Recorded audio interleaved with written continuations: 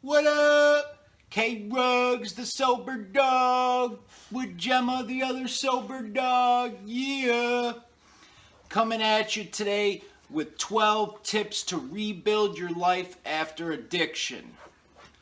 Before I get into it, help me get great content out there. Support me, support Soberdogs, support Gemma, support the fight against addiction. Hit that like, that subscribe. I'd really appreciate it. If you could help out on Patreon, I'd appreciate it. If not, don't worry, but hit that like, that subscribe. All right, let's get right into it. Rebuilding your life after addiction can be very hard, can be tough, can be overwhelming. But if you follow some of these tips, it can make it a lot easier. Tip number 1, your sobriety and your recovery must come before everything else.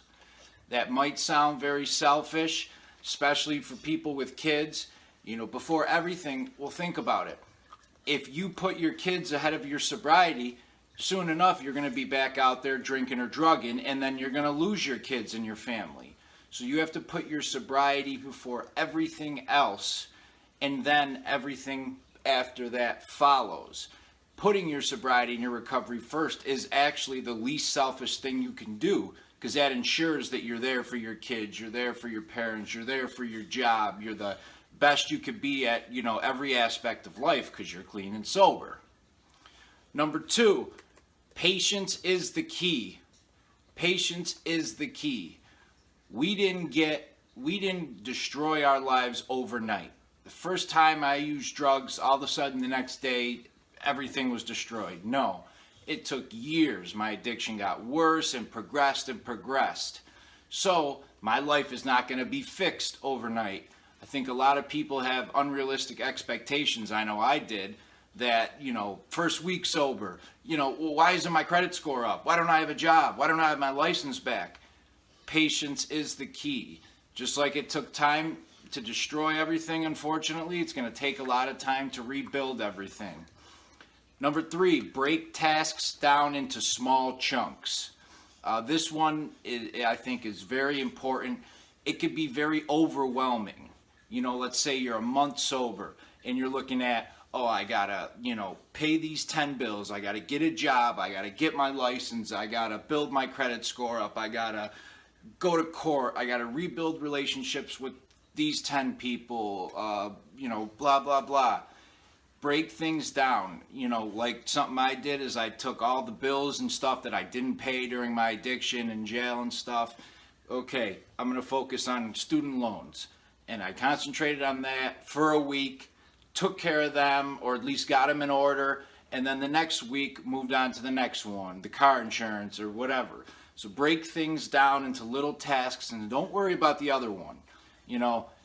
I let my loans go for 8 years. I don't think one extra week is going to make or break the difference. And when I try to do it all at once, I didn't get any of it done. So breaking it down into little chunks made it a lot more manageable. 4, create a recovery plan. This is very important. If you're coming out of rehab, hopefully your counselor or whoever would have had a treatment plan with you to give you before you leave. But if not, you could make a recovery plan or a treatment plan at home yourself. Pretty simple. Just include a couple things like your triggers, how to avoid them, what situations you should avoid, and what to do if you face one of them in a situation you can't avoid. Your goals, your recovery goals, your lifestyle goals, your financial goals, and how you're going to achieve them. The third part, your sober support network. Who's already there for you? Who can you add to that list?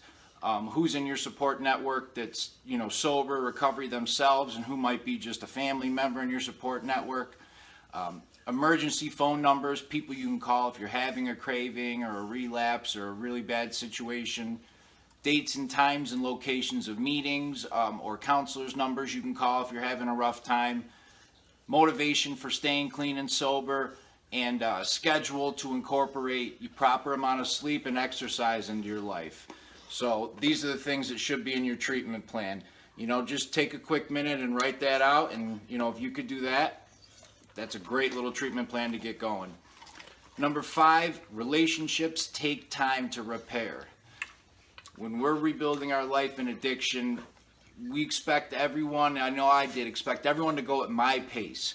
Why haven't they forgiven me yet? Why aren't they trusting me yet? Why isn't this and that?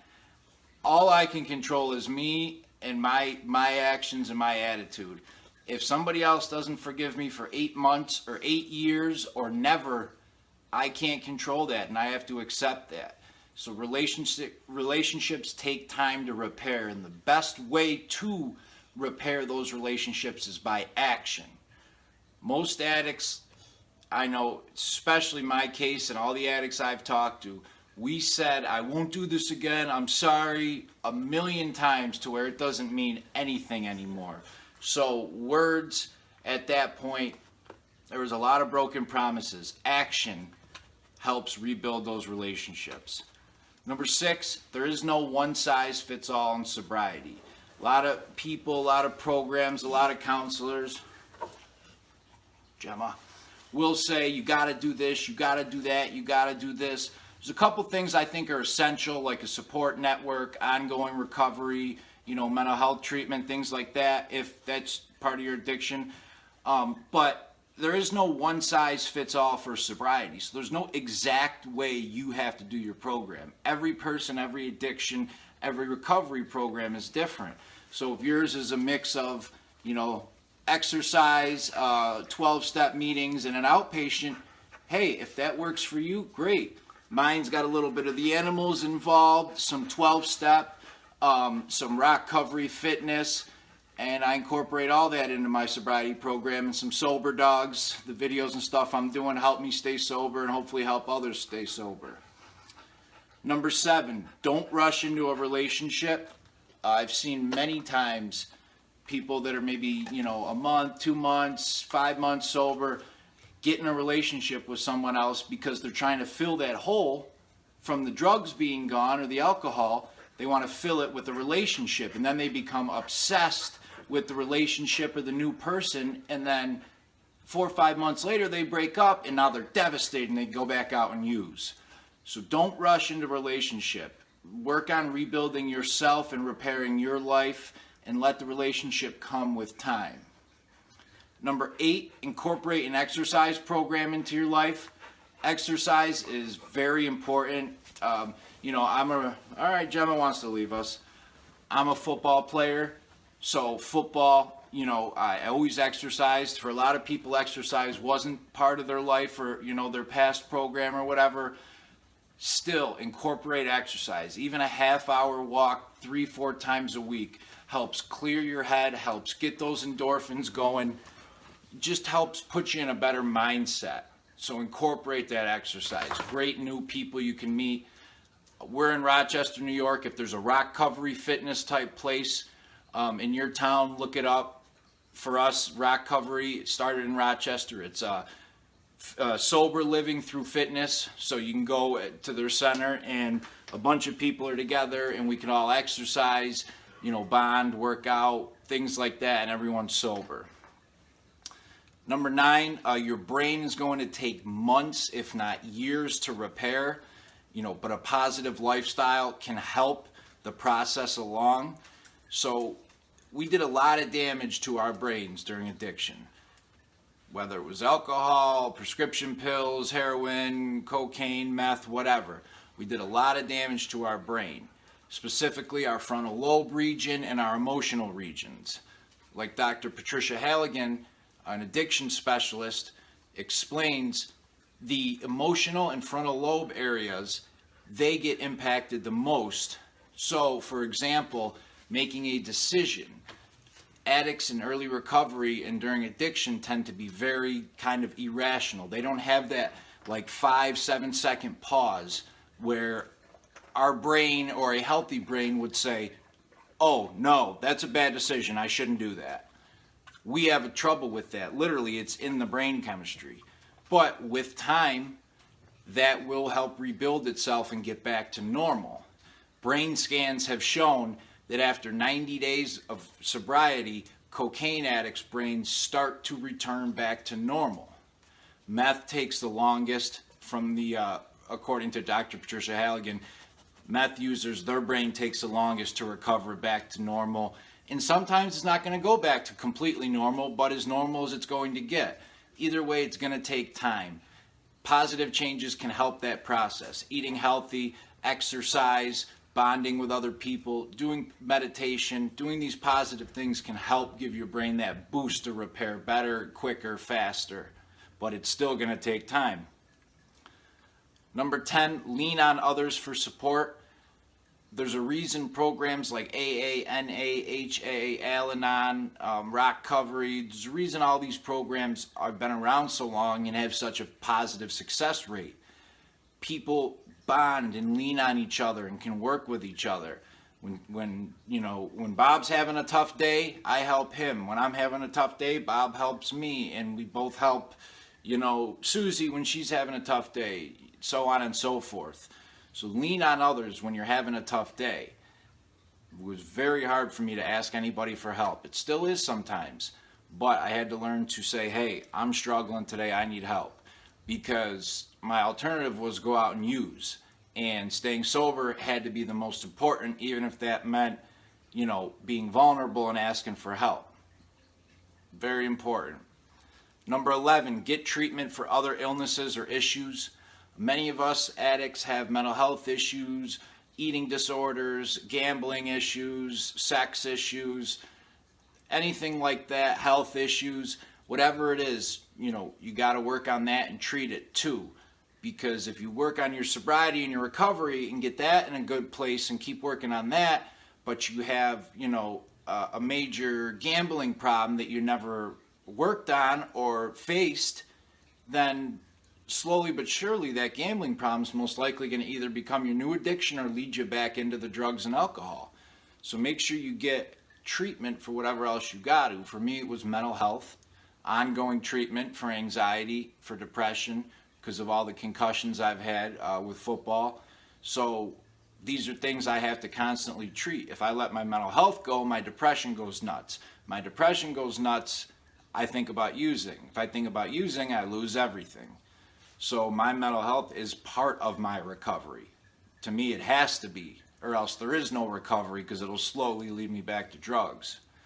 There's many great programs for this, Overeaters Anonymous, Gambling Anonymous, there's rehabs, there's online programs. So whatever that other issue may be, if there is another one, connect with people and work on that. Number 12, life is not all rainbows and butterflies. That was something, I've heard from a lot of people, and I had this thought myself, from rebuilding my life, everything should be perfect after I get sober. Life still happens. Life is still life. There's still going to be deaths, and you might get fired from your job, and traffic's going to be there, and people are going to piss you off, and your girlfriend or boyfriend might break up with you. Life still happens, but I don't need to get high or drink over it today, because I know that getting high or drinking over it does not help any problem or does not make anything better. It just makes it worse. And one thing I know for sure, being sober is way better than being an active addiction. Addiction to me was 3 minutes of pleasure, followed by 5 hours and 57 minutes of misery and pain and pure just destruction until I got that next hit, probably 6 hours later. And I get high again and have 3 minutes of pleasure, followed by another 5 hours and 57 minutes of more misery and pain. And every time that misery and pain and destruction and isolation get worse and worse. And that 3 minutes of pleasure doesn't get better.